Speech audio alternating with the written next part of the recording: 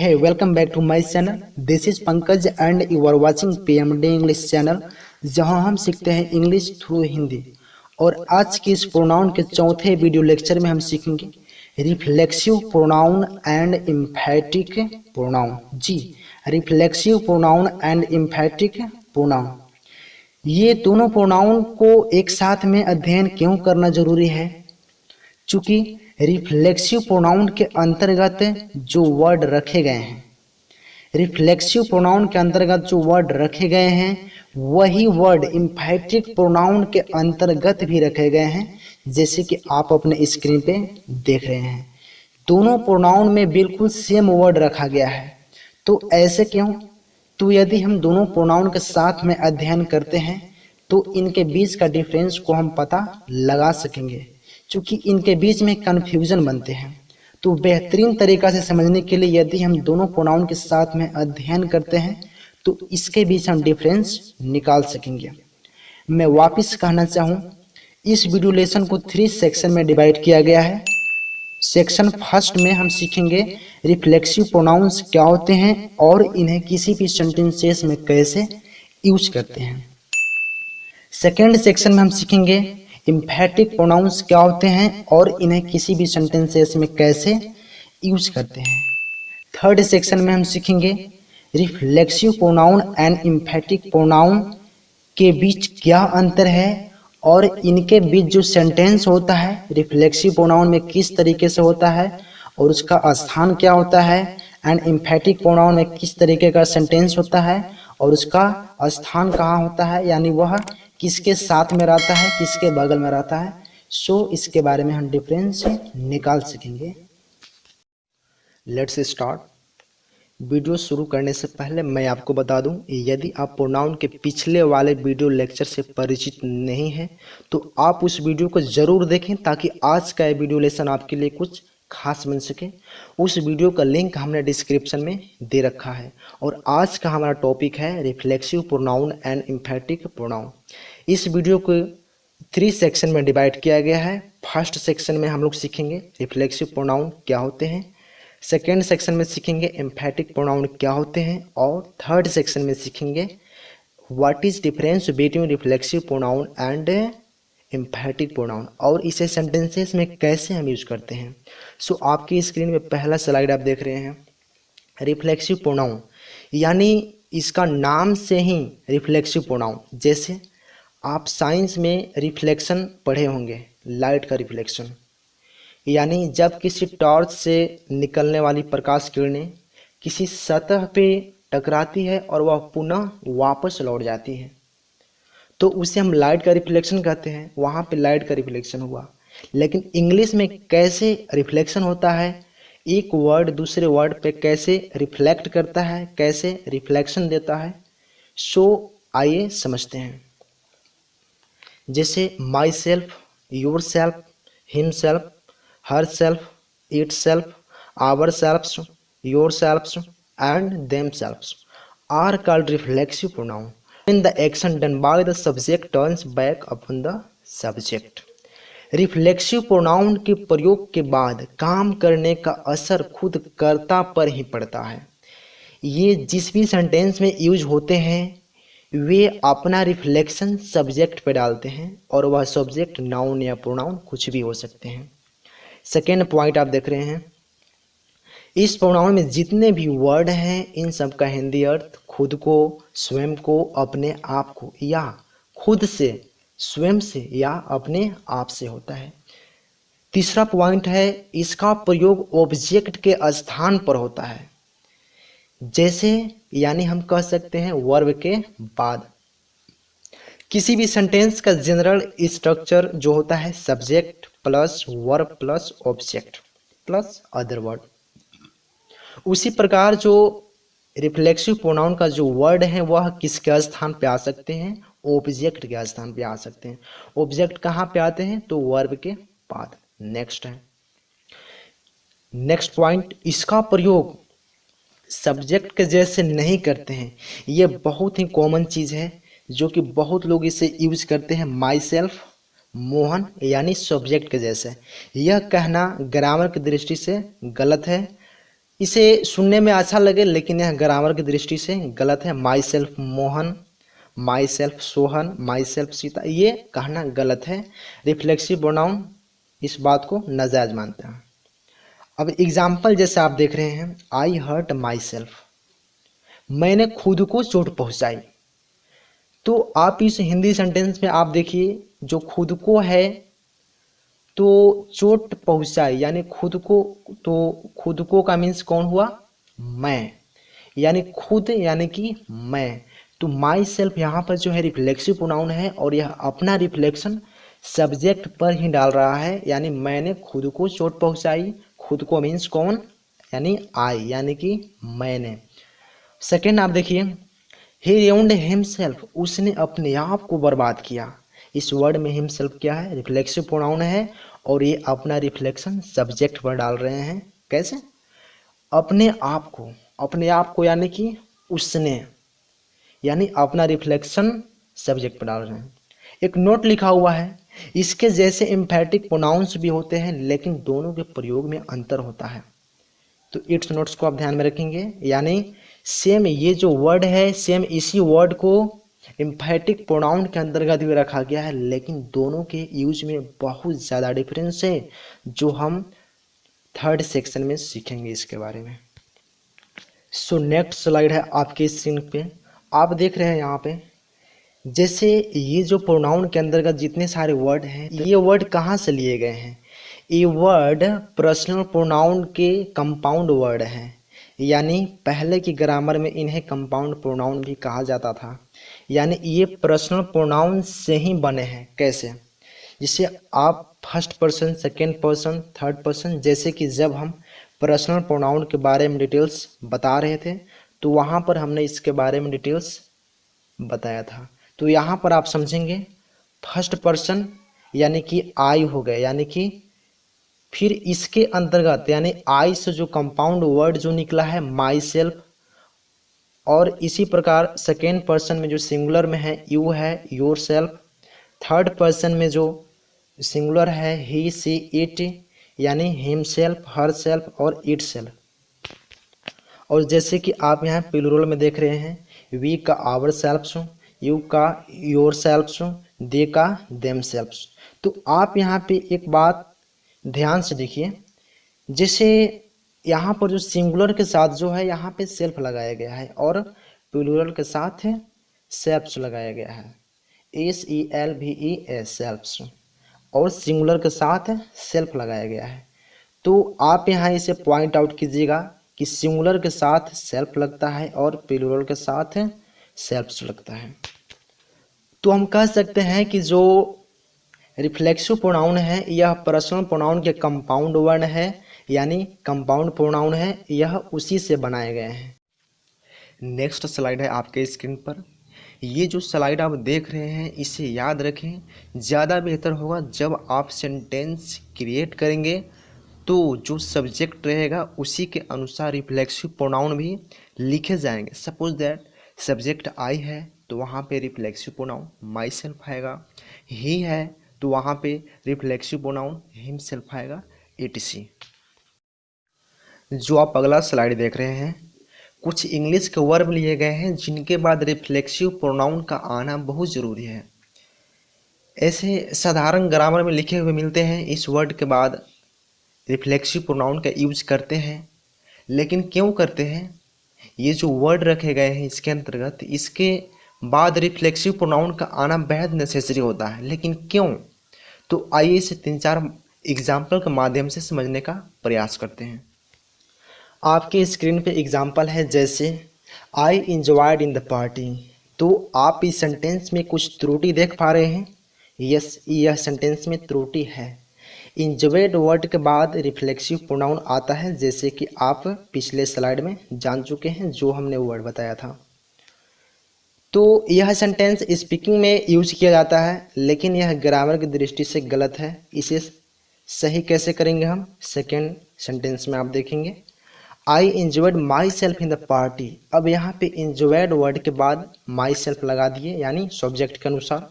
आई है तो my self, ही है तो हिम सेल्फ, यानी according to subject you can use. तो यहाँ पे इंजुवेट के बाद ऑब्जेक्ट यानी रिफ्लेक्सिव प्रोनाउन का यूज हुआ है, तो यह सही हो गया सेंटेंस। उसी प्रकार अब थर्ड सेंटेंस में देखेंगे, I enjoyed the music in the party. क्या यह सेंटेंस सही है या गलत है? तो आप बोलेंगे यह सेंटेंस गलत है, क्योंकि इंजॉयड वर्ड के बाद कोई रिफ्लेक्सिव प्रोनाउन नहीं है। लेकिन यह सेंटेंस भी सही है। आप थोड़ा यहाँ पे इस सेंटेंस में ध्यान दीजिए, इंजॉयड के बाद कोई ऑब्जेक्ट है, द म्यूजिक क्या है? ऑब्जेक्ट है, और रिफ्लेक्सिव प्रोनाउन यहाँ पे नहीं आ सकते हैं। क्यों नहीं आ सकते हैं? क्योंकि यहाँ पे ऑलरेडी ऑब्जेक्ट पहले से दिया हुआ है, और रिफ्लेक्सिव प्रोनाउन का वर्क क्या है कि जिस भी सेंटेंस में यदि नहीं है तो वहाँ पे ऑब्जेक्ट का स्थान यानी रिफ्लेक्सिव प्रोनाउन वहाँ पास आ जाता है। तो द म्यूजिक यहाँ पहले से दिया हुआ है, तो यह सेंटेंस भी सही है। तो अब एक प्रश्न आती है कि हम कैसे जानेंगे कि द म्यूजिक यानी यहाँ कैसा ऑब्जेक्ट आएगा कि हम वहाँ पर रिफ्लेक्सिव प्रोनाउन का यूज नहीं करेंगे। तो यदि इंजॉयड वर्ड के बाद यदि कोई ऑब्जेक्ट आता है और वह ऑब्जेक्ट इनडायरेक्ट हो, और इनडायरेक्ट को हम कैसे पहचानेंगे? क्योंकि डायरेक्ट टू टाइप होते हैं, एक होते हैं इनडायरेक्ट और दूसरा होते हैं डायरेक्ट ऑब्जेक्ट। तो इनडायरेक्ट ऑब्जेक्ट को हम कैसे पहचानेंगे? यदि आप व्हाट और हुम लगाकर क्वेश्चन करते हैं और उसका आंसर आपको मिल जाता है तो वह इनडायरेक्ट ऑब्जेक्ट होता है। और इनडायरेक्ट ऑब्जेक्ट के साथ हम कभी भी रिफ्लेक्सिव प्रोनाउन का यूज नहीं करते हैं। अब देखिए यहाँ पे जैसे हम क्वेश्चन करते हैं व्हाट और हुम लगा करके और जांच करते हैं कि द म्यूजिक डायरेक्ट ऑब्जेक्ट है या इनडायरेक्ट ऑब्जेक्ट है। चलिए, I enjoyed what, I enjoyed what, तो इसका आंसर आएगा द म्यूजिक। यानी हमने क्या इंजॉय किया? तो म्यूजिक का इंजॉय किया। तो यस, यहाँ पे इनडायरेक्ट ऑब्जेक्ट है, और इनडायरेक्ट ऑब्जेक्ट के साथ हम कभी भी रिफ्लेक्सिव प्रोनाउन का यूज नहीं करते हैं। आप इसे ध्यान में रखेंगे। जैसे आई इंजॉयड, यहाँ पास द फूड भी हो सकता है। हमने क्या एंजॉय किया? खाना का एंजॉय किया, म्यूजिक का एंजॉय किया। तो यहाँ पे ऑब्जेक्ट ऑलरेडी पहले से दिया हुआ है, तो यहाँ पे कोई रिफ्लेक्सिव ऑब्जेक्ट की नीड नहीं है, तो यह सेंटेंस सही है। लेकिन यह बात ध्यान में होना चाहिए कि इनडायरेक्ट ऑब्जेक्ट के साथ हम रिफ्लेक्सिव प्रोनाउन का यूज नहीं करते हैं। यानी व्हाट और हुम लगा करके क्वेश्चन करने पर यदि उसका आंसर मिल जाता है तो वह इनडायरेक्ट ऑब्जेक्ट होता है, और उसके साथ रिफ्लेक्सिव प्रोनाउन का यूज नहीं होता है। वह सेंटेंस पहले से फुलफिल है, यानी वह सेंटेंस सही है, वहाँ पे कोई ऑब्जेक्ट की आवश्यकता नहीं है। फोर्थ सेंटेंस है आपके स्क्रीन पे, आई इंजॉयड द पार्टी। क्या यह सेंटेंस सही है या गलत है? तो आप सोचते होंगे कि इंजॉयड के बाद तो कोई ऑब्जेक्ट नहीं है, कोई रिफ्लेक्सिव प्रोनाउन नहीं है, तो यह गलत ही होगा। लेकिन यह सेंटेंस सही है। आप थोड़ा यहाँ पे ध्यान दीजिए, आई क्या है? सब्जेक्ट है, इंजॉयड क्या है? वर्ब है, और द पार्टी क्या है? ऑब्जेक्ट है। तो ऑब्जेक्ट ऑलरेडी यहाँ पहले से दिया हुआ है, तो यहाँ पे कोई रिफ्लेक्सिव ऑब्जेक्ट की आवश्यकता नहीं है, द पार्टी। तो ऐसे भी होता है कि यदि जिस जगह पे ऑब्जेक्ट होता है और वह ऑब्जेक्ट यदि इनडायरेक्ट होता है तो वहाँ पर हम रिफ्लेक्सिव प्रोनाउन का यूज नहीं करते हैं। और इनडायरेक्ट ऑब्जेक्ट को कैसे पहचानेंगे? व्हाट और हुम क्वेश्चन करके। तो जैसे हम क्वेश्चन करते हैं आई इंजॉयड व्हाट, तो आंसर आएगा द पार्टी। हमने किसको एंजॉय किया? पार्टी को एंजॉय किया, पार्टी से एंजॉय किया। तो यहाँ पर इनडायरेक्ट ऑब्जेक्ट है और इसके साथ रिफ्लेक्सिव का वर्ड नहीं आएगा, आप इसे मार्क कर लीजिए। तो यह सेंटेंस भी सही है, आई एंजॉय द पार्टी। दूसरा एग्जांपल है आपके स्क्रीन पे, ही इंट्रोड्यूस्ड, उसने परिचय करवाया। ठीक है, यह सेंटेंस सुनने में अच्छा लगता है, लेकिन आप पहले के स्लाइड में जान चुके हैं कि इंट्रोड्यूस्ड वर्ड है, इसके बाद कोई रिफ्लेक्सिव प्रोनाउन आता है। तो सेकेंड में देखिए, ही इंट्रोड्यूस्ड हिमसेल्फ। अब यह सेंटेंस सही है। He subject, introduce verb and himself object. कौन सा ऑब्जेक्ट है? तो रिफ्लेक्सिव प्रोनाउन ऑब्जेक्ट है, और रिफ्लेक्सिव प्रोनाउन हमेशा ऑब्जेक्ट के स्थान पर ही आते हैं। और ऐसे भी आप जानते हैं कि इंट्रोड्यूस जो वर्ड है, हम पिछले स्लाइड में बता चुके हैं कि इसके बाद कोई रिफ्लेक्सिव प्रोनाउन आता है, हिमसेल्फ यहाँ पे आया है, उसने खुद से परिचय करवाया, यानी ही इंट्रोड्यूस्ड हिमसेल्फ। तीसरा सेंटेंस में आप देख रहे हैं ही इंट्रोड्यूस्ड मी। तो यहाँ पर आप सोचेंगे कि इंट्रोड्यूस जो वर्ड है इसके बाद कोई रिफ्लेक्सिव प्रोनाउन आएगा, लेकिन आप यहाँ पे थोड़ा सा ध्यान दीजिए। इंट्रोड्यूस के बाद आप कोई ऑब्जेक्ट देख रहे हैं क्या? तो आप ऑब्जेक्ट देख रहे हैं मी, और यह ऑब्जेक्ट कैसा ऑब्जेक्ट है? तो यह इनडायरेक्ट ऑब्जेक्ट है। इनडायरेक्ट ऑब्जेक्ट कैसे हम पहचानें? हम इस सेंटेंस में व्हाट और हुम लगा कर क्वेश्चन करेंगे, और यदि क्वेश्चन का आंसर आ गया तो वह इनडायरेक्ट ऑब्जेक्ट होता है। जैसे हम यहाँ पे क्वेश्चन करते हैं ही इंट्रोड्यूस्ड व्हाट, व्हाट सुटेबल नहीं है, हुम, यानी उसने किसे परिचय करवाया। तो यहाँ पे इसका उत्तर आएगा मुझे, यानी मुझे। तो यह इनडायरेक्ट ऑब्जेक्ट है, और ध्यान दीजिए इनडायरेक्ट ऑब्जेक्ट के साथ कभी भी रिफ्लेक्सिव प्रोनाउन का यूज हम नहीं करते हैं। I do not use of reflexive pronoun. जब अगर यहाँ पे इनडायरेक्ट ऑब्जेक्ट होता है तो हम वहाँ पर रिफ्लेक्सिव प्रोनाउन का यूज नहीं करते हैं। नेक्स्ट सेंटेंस आप देख रहे हैं ही इंट्रोड्यूस्ड यू। यहाँ पर भी जो यू है पहले से ऑब्जेक्ट दिया हुआ है, यानी उसने तुम्हें परिचय करवाया या उसने आपका परिचय करवाया। तो यहाँ पर जो यू है पहले से ऑब्जेक्ट है, और यह कैसा ऑब्जेक्ट है? तो इनडायरेक्ट ऑब्जेक्ट है। इनडायरेक्ट ऑब्जेक्ट हम कैसे पहचानेंगे? व्हाट और हुम लगाकर क्वेश्चन करेंगे, यानी ही इंट्रोड्यूस हुम, तो उसका आंसर आएगा यू। उसने किसे परिचय करवाया? तो उसने आपको परिचय करवाया। तो इंट्रोड्यूस वर्ड के बाद हम यहाँ पे रिफ्लेक्सिव प्रोनाउन का यूज नहीं करेंगे, क्योंकि यहाँ पर पहले से ऑब्जेक्ट दिया हुआ है, और कैसा ऑब्जेक्ट है? तो इनडायरेक्ट ऑब्जेक्ट है, और इनडायरेक्ट ऑब्जेक्ट के साथ हम रिफ्लेक्सिव प्रोनाउन का यूज नहीं करते हैं। सो आई होप कि आपको ये एग्जाम्पल के माध्यम से अब आप समझ चुके होंगे। चूँकि रिफ्लेक्सिव प्रोनाउन और एम्फेटिक प्रोनाउन दोनों सेम होते हैं, लेकिन यहाँ पे डिफ्रेंशिएट हम ऑब्जेक्ट के माध्यम से ही कर पाते हैं। ऑब्जेक्ट हम पहचानते हैं कि यह कैसा ऑब्जेक्ट है, और ऑब्जेक्ट के अनुसार ही हम वहाँ पे रिफ्लेक्सिव प्रोनाउन को लगाते हैं। सो आइए सेकेंड स्लाइड में समझते हैं एम्फेटिक प्रोनाउन, जिसका हिंदी बलदायक सर्वनाम होता है। तो इसका नाम से ही काम है। जैसे एम्फेटिक इसका नाम है, तो एम्फेटिक जो वर्ड है वह एम्फेसिस से बना है। एम्फेसिस का हिंदी होता है जोरदार, यानी किसी भी नॉर्मल सेंटेंस को उसको एम्फेसिस कर देना एम्फेटिक प्रोनाउन के अंतर्गत आता है।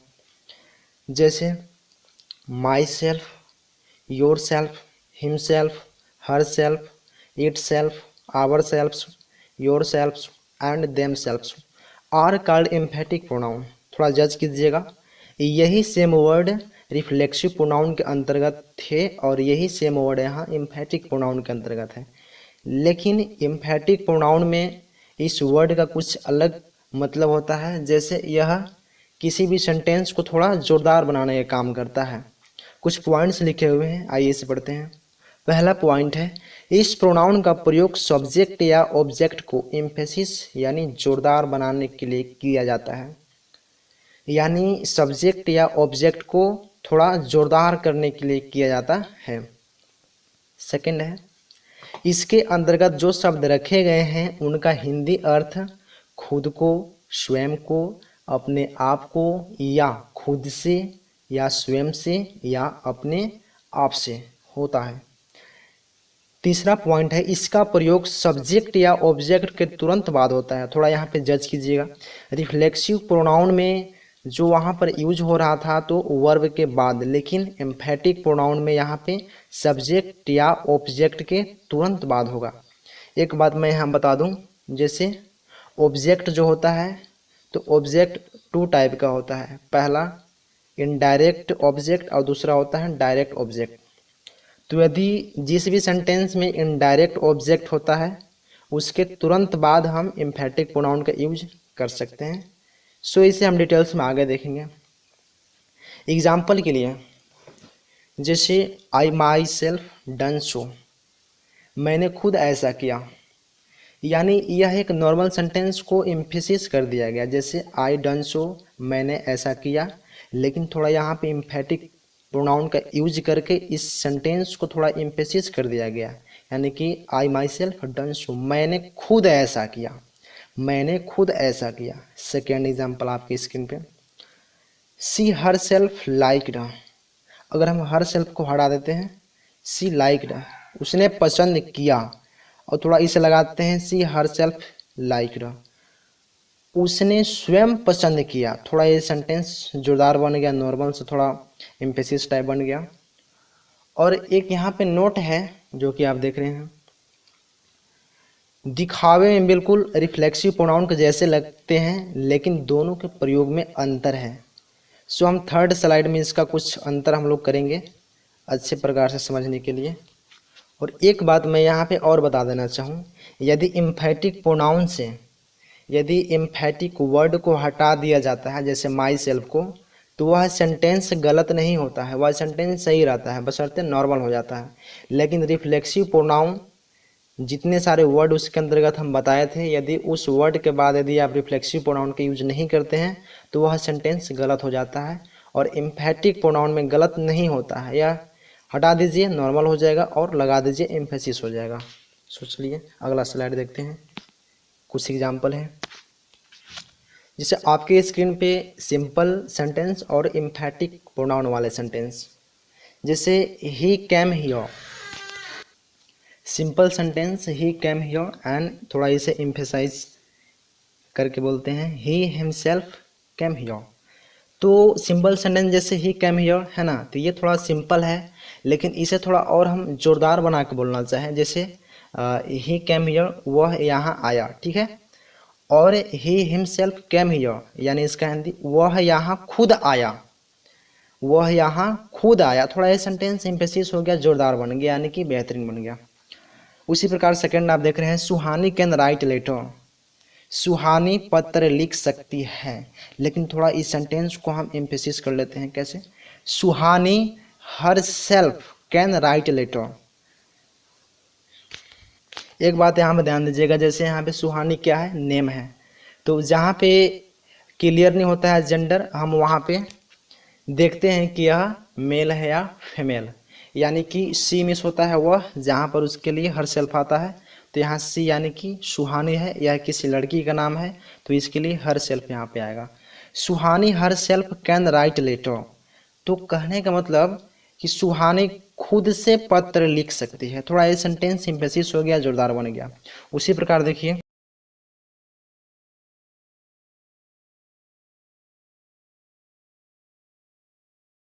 कि शी इज गिल्टी, वह दोषी है, वह दोषी है, और थोड़ा इसमें एम्फेसिस हो गया, यानी कि वह खुद दोषी है। सी हर सेल्फ इट गिल्टी, यानी वह खुद दोषी है। उसी प्रकार नेक्स्ट देखिए आप, आई सा हिम, मैंने उसे देखा, मैंने उसे देखा, और आई माई सेल्फ सा हिम, मैंने उसे खुद देखा है। एक बात यहाँ पे जज कीजिएगा, यदि आप यहाँ से एम्फेटिक प्रोनाउन के अंतर्गत जो वर्ड लाए गए हैं जैसे माई सेल्फ है, आप इनको हटा दीजिए, सेंटेंस कुछ नहीं होगा, सेंटेंस में किसी प्रकार से कोई त्रुटि नहीं, वह सेंटेंस सही हो जाता है, लेकिन रिफ्लेक्सिव में गलत हो जाता है। नेक्स्ट, आई सा द पीएम, यानी मैंने पीएम को देखा, और इसमें है आई सा द पीएम माई सेल्फ, और सेकेंड है आई माई सेल्फ सा द पीएम। एक बात यहाँ पे जज कीजिएगा, जैसे आई सा द पीएम माई सेल्फ, हमने हर एक जगह सब्जेक्ट के तुरंत बाद एम्फेटिक प्रोनाउन का यूज किया, लेकिन इस सेंटेंस में हमने ऑब्जेक्ट के तुरंत बाद किया है। और यह जो पीएम जो ऑब्जेक्ट है, यह कैसा ऑब्जेक्ट है, तो यह इनडायरेक्ट ऑब्जेक्ट है।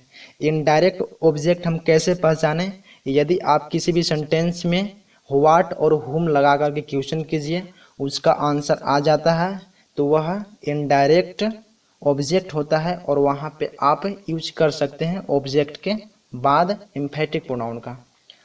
तो यहाँ पे ध्यान दीजिए, जैसे आई सा द PM माई सेल्फ, यहाँ पर जो आई के बाद तुरंत न लगा करके हम इनडायरेक्ट ऑब्जेक्ट के बाद भी लगा सकते हैं। जैसे नीचे है उसके एग्जांपल, आई माई सेल्फ सा द PM। तो यहाँ पर क्या है, यहाँ पर सब्जेक्ट के तुरंत बाद पिछले सेंटेंस के जैसा।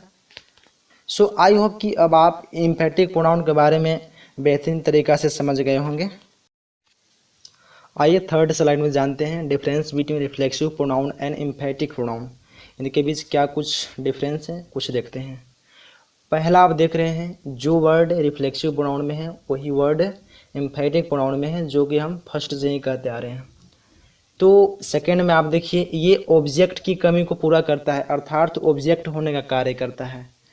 यानी ये किसी भी सेंटेंस में ऑब्जेक्ट की कमी को पूरा करता है, या हम कह सकते हैं कि इसका प्रयोग हम वर्ब के बाद होता है। जैसे ऑब्जेक्ट की कमी वाला एक सेंटेंस है, जैसे I enjoyed in the party, तो इस सेंटेंस में ऑब्जेक्ट की कमी है, तो इसमें हम रिफ्लेक्सिव प्रोनाउन का यूज़ करके इस सेंटेंस को हम सही कर सकते हैं। कैसे, I enjoyed my self in the party. यहाँ देख रहे हैं एंजॉयड क्या है, वर्ब है, और वर्ब के तुरंत बाद ऑब्जेक्ट आया है जो कि उसकी कमी को पूरा किया। इसमें देखिए, ये सब्जेक्ट या ऑब्जेक्ट को एम्फेसिस करते हैं, यानी जोरदार बनाते हैं सेंटेंस को। जैसे आई माई सेल्फ सा द प्रेसिडेंट, मैंने प्रेसिडेंट को खुद देखा है, थोड़ा ये सेंटेंस एम्फेसिस हो गया, जोरदार बन गया।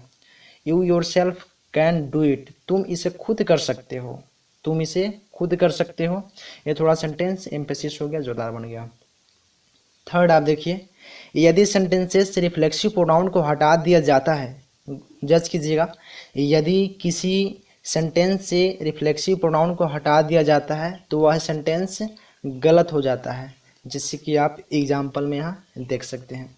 लेकिन एम्फेटिक प्रोनाउन में यदि किसी भी सेंटेंस से एम्फेटिक प्रोनाउन को हटा दिया जाता है तो वह सेंटेंस गलत नहीं होता है, वह सेंटेंस नॉर्मल हो जाता है, और यदि लगा दिया जाए तो वह सेंटेंस एम्फेसिस जोरदार हो जाता है। चलिए चौथा पॉइंट समझते हैं। ये वर्ब के बाद अर्थात ऑब्जेक्ट के स्थान पर आते हैं, जैसे कि हम पहले ही बताए थे कि ये जो रिफ्लेक्सिव प्रोनाउन है ये ऑब्जेक्ट के कार्य करते हैं, यानी वर्ब के तुरंत बाद आते हैं। लेकिन एम्फेटिक प्रोनाउन में सब्जेक्ट के तुरंत बाद आते हैं और ऑब्जेक्ट के भी तुरंत बाद आते हैं। लेकिन कैसा ऑब्जेक्ट होना चाहिए, ऑब्जेक्ट आपका होना चाहिए इनडायरेक्ट, चूँकि ऑब्जेक्ट टू टाइप होते हैं, इनडायरेक्ट और डायरेक्ट। तो इनडायरेक्ट ऑब्जेक्ट को हम कैसे जानेंगे, तो आप व्हाट एंड हुम लगा करके क्वेश्चन करेंगे, तो यदि उसका आंसर आ जाता है तो वह इनडायरेक्ट ऑब्जेक्ट है। जैसे I myself killed the tiger, तो आप यहाँ देख रहे हैं आई के तुरंत बाद एम्फेटिक प्रोनाउन आया है, और सेकेंड सेंटेंस में I killed the tiger my self, यहाँ पर द टाइगर जो है इनडायरेक्ट ऑब्जेक्ट है और इसके तुरंत बाद एम्फेटिक प्रोनाउन आया है। यहाँ पे जज कीजिएगा, इनडायरेक्ट इस ऑब्जेक्ट के बाद कभी भी रिफ्लेक्सिव प्रोनाउन आता नहीं है। यहाँ पे इनडायरेक्ट ऑब्जेक्ट के बाद तुरंत बाद कौन आता है, एम्फेटिक प्रोनाउन। और सीधी सी बात कि ज़्यादातर इसको सेंटेंस में सब्जेक्ट के तुरंत बाद ही किया जाता है, ऑब्जेक्ट के बाद थोड़ा कन्फ्यूजन बनते हैं, लेकिन इसे सब्जेक्ट के तुरंत बाद किया जाता है और उस वाक्य को, उस सेंटेंस को एम्फेसिस कर लिया जाता है। ये वीडियो आपको काफ़ी समझ में आया होगा। अब आप रिफ्लेक्सिव प्रोनाउन का हर एक डिटेल्स को बता सकेंगे, एम्फेटिक प्रोनाउन के हर एक डिटेल्स को बता सकेंगे, तथा इनके बीच क्या अंतर है आप उससे भी बता सकेंगे। So that is enough for today. यदि वीडियो पसंद आया तो हमारे चैनल को लाइक, सब्सक्राइब कर बेल आइकन को प्रेस कर लें, ताकि ऐसे ही आने वाले हर एक वीडियो का नोटिफिकेशन आपको मिलता रहे और आप अपने स्टडी करते रहें। सो तब तक के लिए thank you very much, goodbye, best of luck.